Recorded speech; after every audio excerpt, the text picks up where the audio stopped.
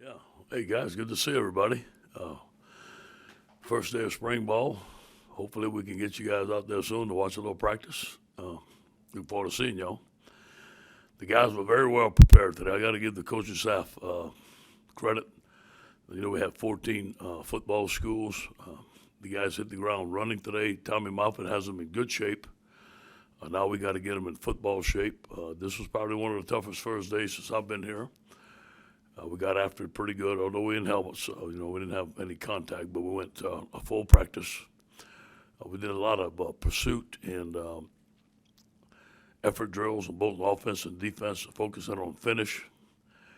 I thought the quarterbacks looked really good. You know, all of them shared reps. I was really impressed with all the quarterbacks. And the young guy, Garrett Nussmeier, showed us he can scramble and make plays on his feet. Very good quarterback group. I thought the defensive line today had a good day. Hopefully, we wasn't in pads. The inside guys had a pretty good day. We had some penetration.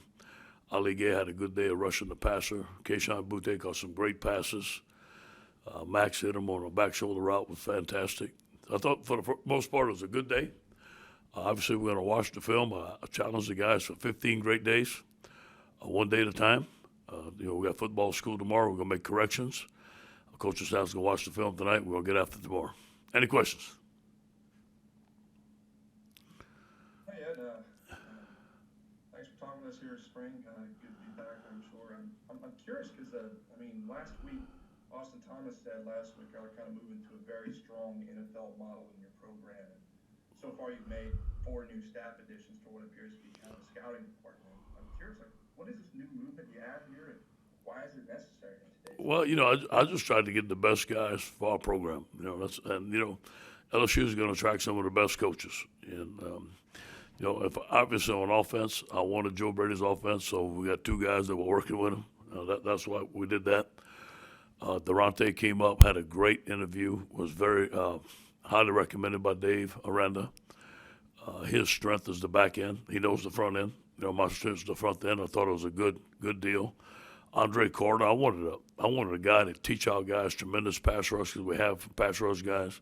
You look at 80.5 sacks. He's got a lot of energy. He had a great interview.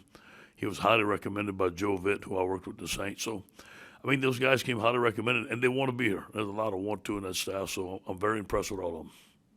Yeah, you also all the guys y'all been announcing, like Will Redmond and J.R. Belton, this kind of scouting department, this research there. Yeah. What is that movement there? Yeah. Why is that? Well, Austin Thomas came, and I let him basically make those hires, and those are some guys that he knew throughout his travels, and he thought that was best for our program.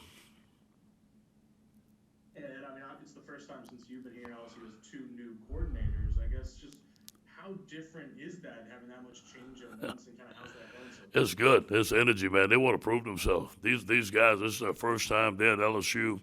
They're hungry. They're here early in the morning. They're here late at night. I think that they're doing a tremendous job of preparing this football team. Both of them are very capable. Both of them are bright coaches. Probably both of them will be head coaches one day. They're great leaders. They have great organization about themselves. And the players believe in them. I think both of them have made tremendous connections with our players. And I think that was the most important thing on both the interviews. When they spoke, like I told you, I was listening to them like I was a player, or our player was going to respond well to these guys. That's why I hired them.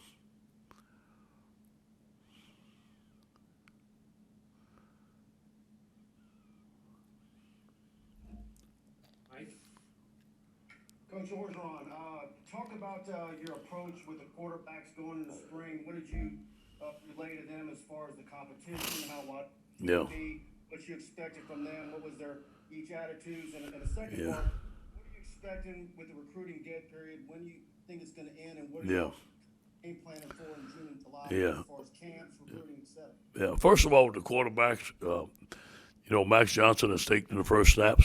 He won the last 2 games for us. Miles Brennan did a tremendous job. T.J. Finley did a tremendous job. So those guys are fighting for a quarterback spot. Garrett Nussmeier looked very good today. I think they took all equal reps. Max took the first reps, and I told him he was going to do that. But the competition is open. Let the best man win. I think, I don't know what we've been told, maybe in June it may open up, it may not. We're preparing to have official visits. We're preparing to have camps, but we're not sure yet. I mean, we haven't been told anything, but there are some dates we have set in case they tell us in June, but we're not sure yet. Thank you.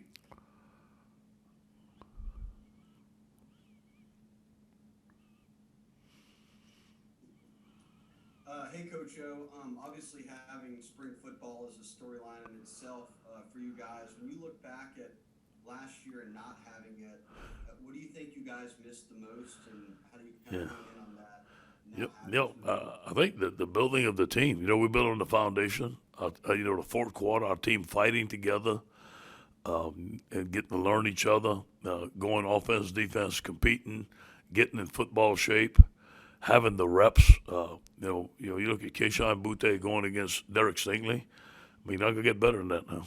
It's just not gonna happen. So, best against best, competing, finding out about our football team, finding out about the 8 day of practice when everybody's tired and don't want to go, and grinding it out, having the scrimmages in Tiger Stadium, finding out who's going to play hard, who's going to be able to perform under pressure. Those are the things that we're going to do this year, and we're going to be in great shape. We're going to be a physically tough football team, and we're going to find out who wants to perform at a high level. Yeah, two questions. One, how's Miles Brennan's health? I mean, how's he bounced back? And secondly, anybody missing this spring health-wise, not going to be anticipating spring practice? Yeah, Miles looks 100% to me. Now, I don't know if he is, but he's doing everything. Yeah, he's done everything in the fourth quarter. He's running around. He's run some bootlegs today. He looked very good. He threw the ball very well. He's not complaining about anything. He hasn't missed one practice. Let's see a couple of guys out. Who we have out? Who? Who's that? Eli Ricks. Elias Ricks is he's out for. He may come towards the end of the spring. He's out right now. Who else we got? That's about it. I think that's the only guy we have out for the spring right now. That's basically injury related? Yeah, injury related. Yes.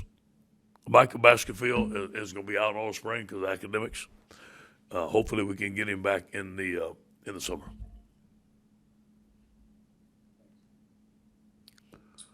Hey, Coach. Do you feel like you're hopefully heading back towards, I don't want to say normalcy, but, a lot of things that we missed last year in terms of crowds and excitement and all that stuff? You think that's going to be, that'll motivate the team even more as you're starting? Yeah. I'm very hopeful. I think these young men deserve it. They work hard. One of the reasons they came here is to play in front of the crowd in Tiger Stadium, and obviously we missed it last year, but nobody had their crowd, so you can't use that as an excuse. But to go walk down the Tiger Walk, to have 102,500 people cheering for you is something that we miss. Just being normal, just normal activity every day. I think we're heading towards that. I don't know how much if we're going to be 100% normal, but I know it's going to be a lot better than last year, I'm assuming. And if I could ask a follow-up on Ron's question. So, Miles, it just healed on his own? He just, the injury, the hit, he took his Yeah, surgery? there was no surgery, nothing like that. It was something that he had to heal on his own with rehab. And as far as I know, he's ready to go because he hasn't missed a thing. Thanks, Coach.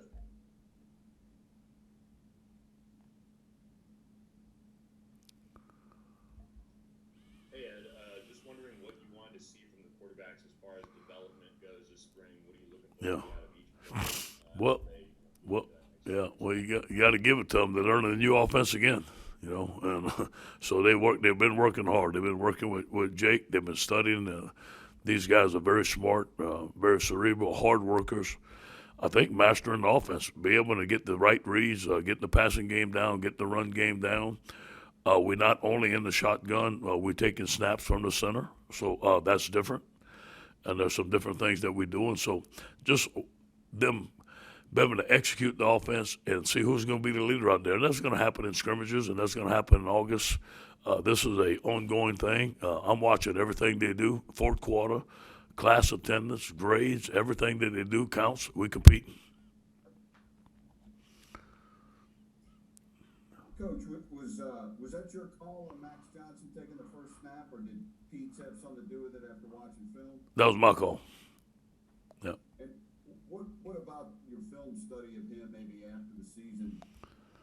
addition to the Florida game? Yeah. Into that? Well, I know this, Glenn. There's one quarterback that's 2-0 on campus here, and that's him. Hey, I got to give it to Miles now. Miles played good. Miles played good enough to win. There's no question about that. TJ against South Carolina had a tremendous game. Garrett is very capable, so there's no favorite here.